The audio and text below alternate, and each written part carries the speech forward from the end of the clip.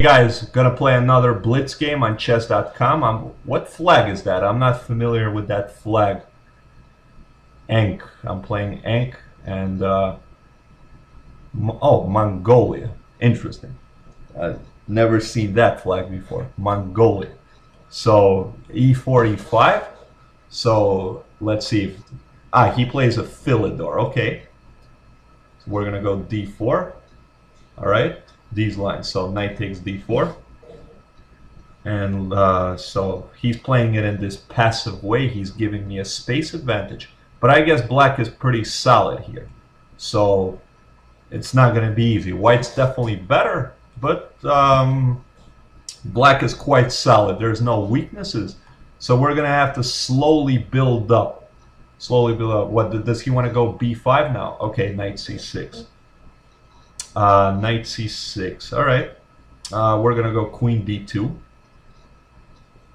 Gonna play rook d1 next. We're just centralizing our pieces now. Nothing special. Now f3 to protect the e4 square, so I could play something like knight d5 next, perhaps. Okay, he does b5. All right. Should I go knight d5 right away now? Yeah, let's go knight d5. So if he takes, which he should take, I don't see an alternative. I'm going to take, attacking his knight. He's probably going to take on d4. Bishop takes d4. And I think it's not much, but white has somewhat of an edge because I'm well centralized there. He doesn't take. Interesting. Bishop d8. So I'm a little skeptical about this move because this knight's very strong in the center. I'm finding it hard to believe that he could just let it hang out like that. But how do we punish it? What could we do that's so special here? Know what?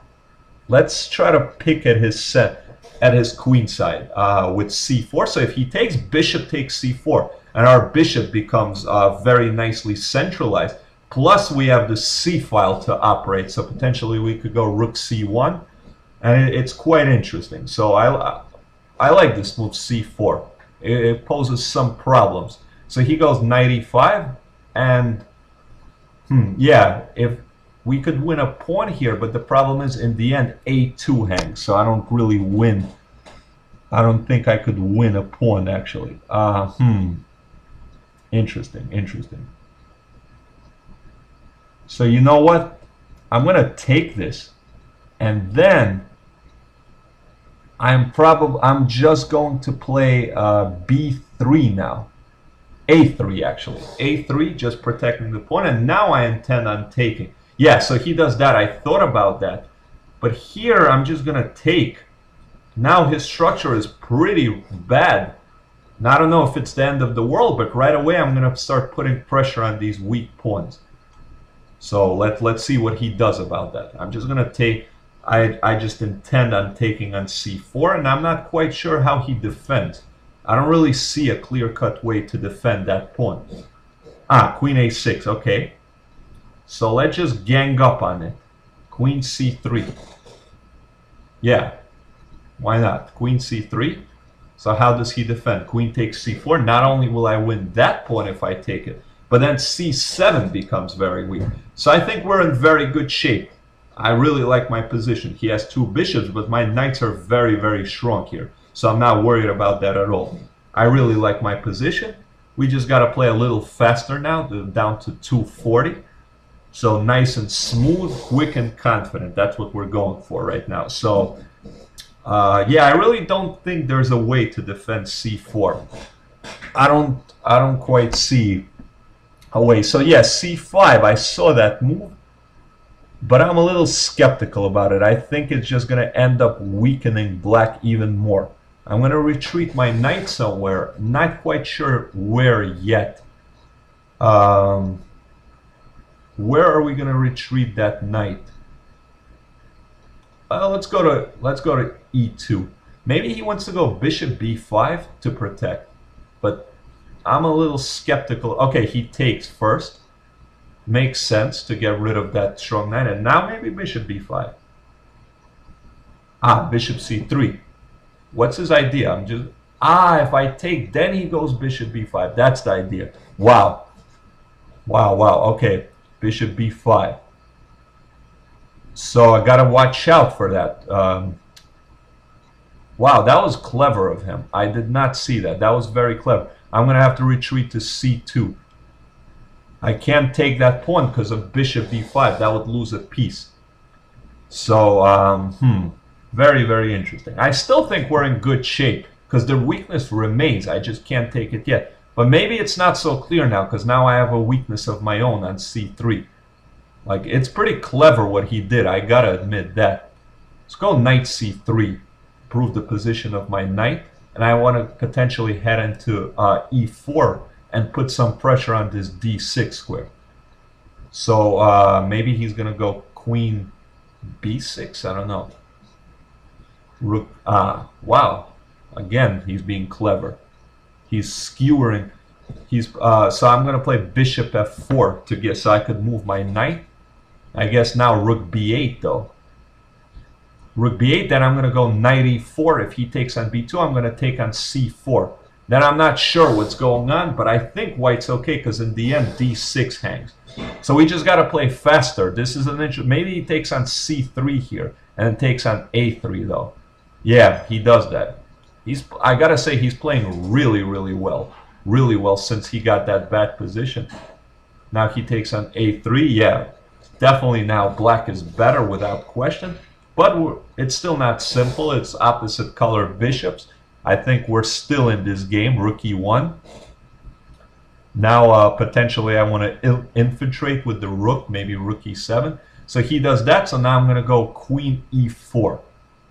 Queen e4. Now his rook is quite dangerous on the second. But the question is, can he support it with his other pieces? I'm not sure. So h6 makes some sense. He makes a left. But now I create some problems. Okay, so I'm attacking his bishop, and I want to take on d6. So let's see what he does about that. I'm not quite sure how he deals with it. He goes bishop f5. Now I take on d6. So I'm going to pre-move this capture in case he takes. Yeah. Now c5 is loose also. Okay, he protects it. And now we need to activate our rooks. That's the key here. How do we activate our rooks in the most efficient way? Let's go rook e7. Let's go rook e7, okay? And now I want to play bishop c7 next, and then d6, start pushing this pawn. Yeah, okay, so he does that. Bishop c7, d6 next move. I don't really see like what he could do about it. Now this pawn becomes very strong all of a sudden. He does that. So, okay, so can I still play d6? Maybe take here first. Yeah, let's take. And now d6. Now d6. Yeah. And, okay, now d7. So we're just winning a rook here. Okay, queen. So, yeah, 47 seconds should be way more than enough time for this position. We're just going to pin this bishop now. And this should be quite easy. So he decides to play on, but we have more than enough time. Just going to take his pawns. Attack this.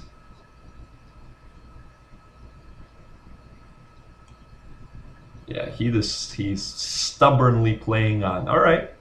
All right. I respect that. So what is he going to... wow, like my rook actually almost got trapped here. That would be like really unfortunate if I would let my rook get trapped. Okay, so our technique wasn't so great here, but it's still really simple. Gonna take here. Now we're gonna attack that next move, then we're gonna sack our rook for that pawn and easily win the pawn endgame. Here, put the rook behind.